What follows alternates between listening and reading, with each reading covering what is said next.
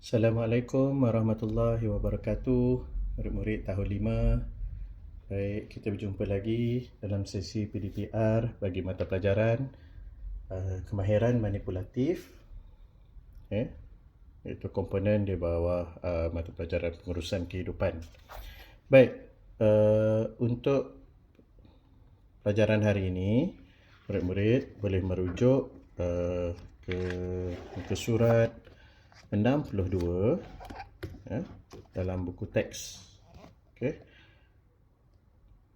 Muka surat 62 dalam buku teks. Baik, topik hari ini adalah berkisahkan tentang cerita dongeng. Dalam kelas yang lepas, cikgu ada bincangkan tentang salah satu cerita dongeng, iaitu yang bertajuk Sang Kancil dan Sang Buaya. Hari ini kita cuba dengarkan dan fahamkan cerita dongeng yang diberikan dalam buku teks. Untuk tahu ceritanya, murid-murid boleh juga scan atau imbas pantas QR code yang ada di sini untuk mendengar cerita tentang apa yang diceritakan dalam gambar yang ada pada muka surat 62 buku teks pengurusan kehidupan tahun 5. Baik, jika tidak boleh scan, tidak mengapa, cikgu boleh kongsikan ceritanya tentang cerita inilah. Okey? Baik, sama-sama kita dengarkan. Dalam sebuah hutan, terdapat seekor singa yang sedang lena tidur di bawah pohon kerana terlalu kenyang. Ada seekor tikus sedang melalui kawasan tersebut. Tikus itu tidak menyedari bahawa ada seekor singa sedang lena di situ. Sedang sang tikus berjalan-jalan melintasi kawasan tersebut, secara tidak sengaja, sang tikus telah terlanggar kaki sang singa. Tiba-tiba, sang singa terjaga lalu menangkap sang tikus. Tolong, tolong, tolonglah lepaskan aku, rayu sang tikus.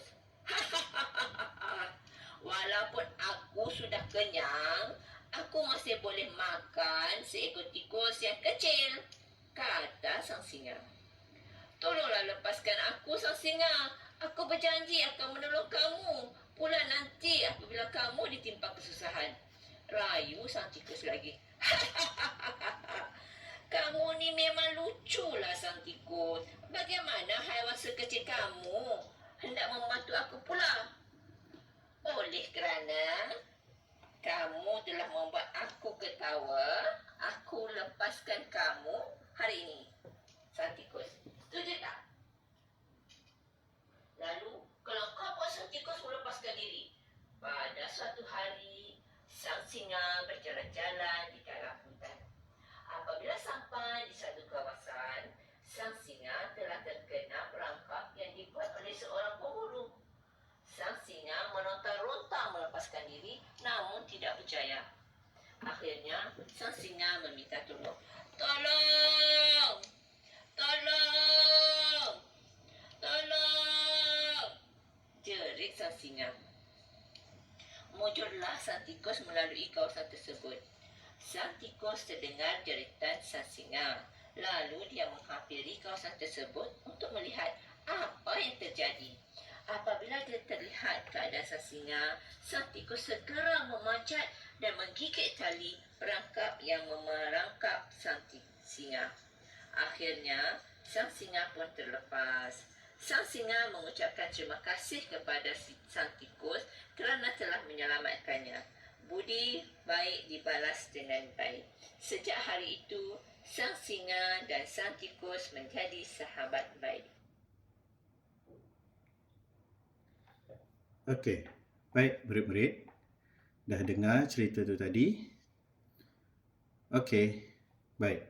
Berdasarkan cerita yang kamu dengar tadi, agak-agak apa tajuk yang kita boleh berikan bagi cerita ini? Okey. Apa dia tajuknya? Cadangan cikgu, tajuk yang sesuai adalah Sang Singa dan Sang Tikus. Okey, boleh kan? Baik, apa pengajaran dan teladan yang boleh kita dapat daripada cerita ni?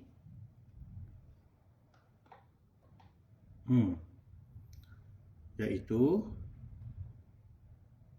buat baik dibalas baik. Ya, pada mulanya sang tikus telah ditangkap oleh sang singa, kan tetapi sang singa telah lepaskan dia. Apabila sang singa berada dalam kesusahan, sang tikus pula membantu sang singa. Akhirnya mereka menjadi kawan baik. Baik, gitulah antara salah satu cerita dongeng yang kita boleh belajar pada hari ini. Ya, cerita dongeng ni adalah satu cerita khayalan ataupun cerita rekaan yang direka atau diadakan untuk pengajaran dan kisah teladan bagi kita. Baik, murid, sekarang kita boleh cuba lihat latihan di dalam buku aktiviti pengurusan kehidupan, komponen kemahiran manipulatif. Murid-murid boleh buka muka surat 48. Okey. 48.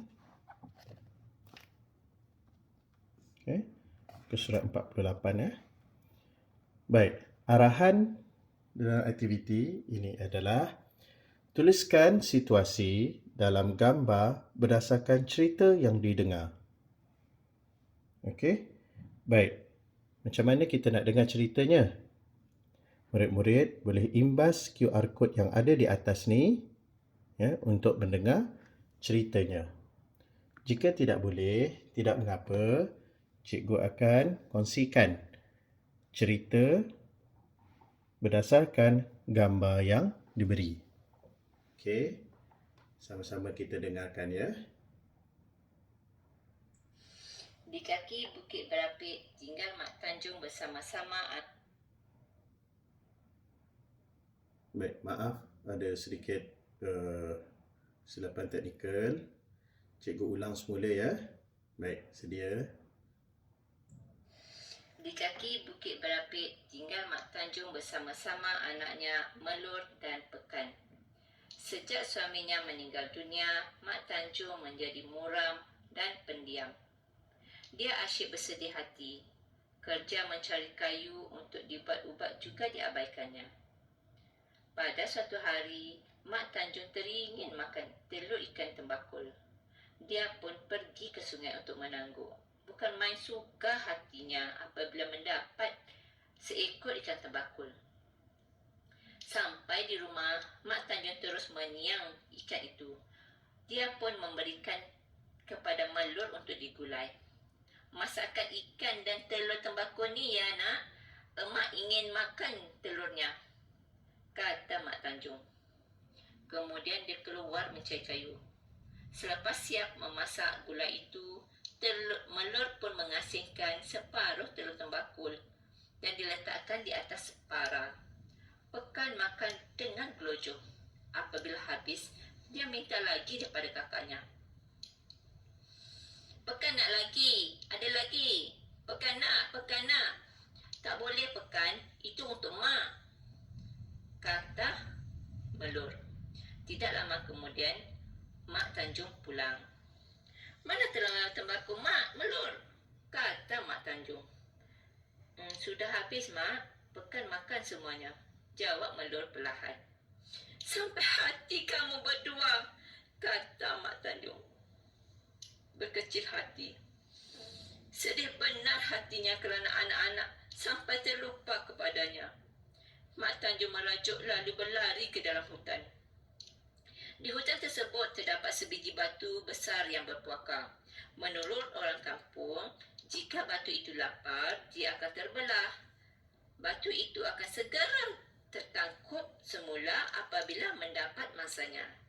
Mak Tanjung melangkah laju ke arah batu itu. Melur dan Pekan mengejar dari belakang. Kedua-dua orang anaknya itu berteriak sambil menangis. Mak, Mak, jangan tinggalkan Pekan, Mak. Mak, jangan tinggalkan Pekan, Mak. Mak, jangan tinggalkan Pekan, Mak. Mak, maafkan Melur, Mak. Mak, maafkan Melur, Mak. Melur dan Pekan mahu ibunya pulang.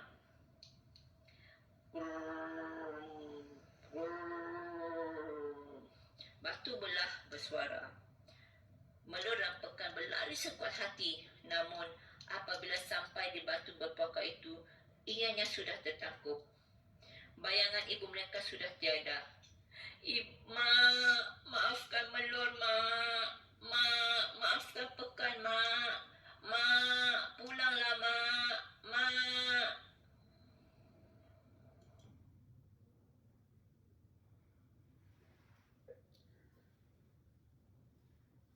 Baik murid-murid, setakat itu saja cerita yang dikongsikan. Baik, apa yang terjadi sebenarnya di akhir cerita tersebut? Berdasarkan gambar yang kita lihat di sini, kita nampak seperti Mak Melur dan Pekan telah dimakan oleh batu berpuaka itu, iaitu batu bertangkup. Okey. Jadi apa perasaan Melur dan Pekan? Sudah tentu mereka sangat sedih kerana emak mereka telah dimakan oleh batu bertangkup ini. Baik murid-murid, untuk menyiapkan aktiviti di dalam buku aktiviti ini, pertama, murid-murid perlu memberikan tajuk kepada cerita ini. Apakah tajuk yang sesuai bagi cerita ini? Sebelum ni, ada sesiapa tak yang pernah dengar cerita ni? Baik, cadangan cikgu, tajuk yang sesuai untuk kita berikan dalam cerita ini adalah Batu Belah, Batu Bertangkup. Okey, kita boleh tuliskan di sini. Okey, Batu Belah,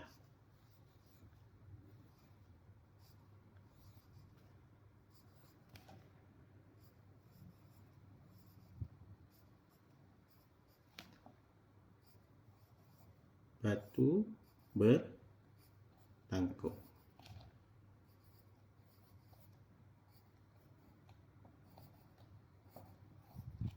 Okey, itu tajuk yang sesuai bagi cerita ini.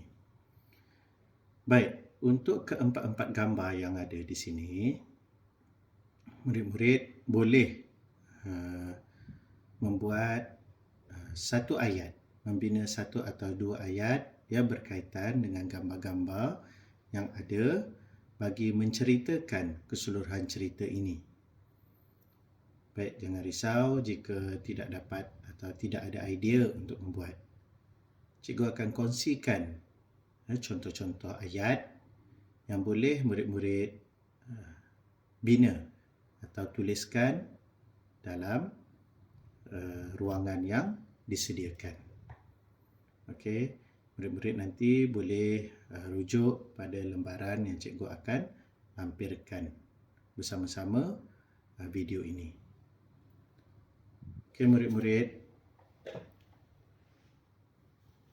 nanti murid-murid salin ayat-ayat tersebut di dalam buku aktiviti masing-masing. Jika sesiapa yang tiada buku aktiviti, jangan risau, cikgu akan scan dan kamu boleh print out dan buat aktiviti ini. Okey, cikgu rasa setakat ini saja sesi pembelajaran kita pada kali ini.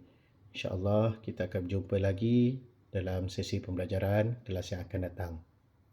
Okey, sekian. Terima kasih. Assalamualaikum warahmatullahi wabarakatuh. Bye.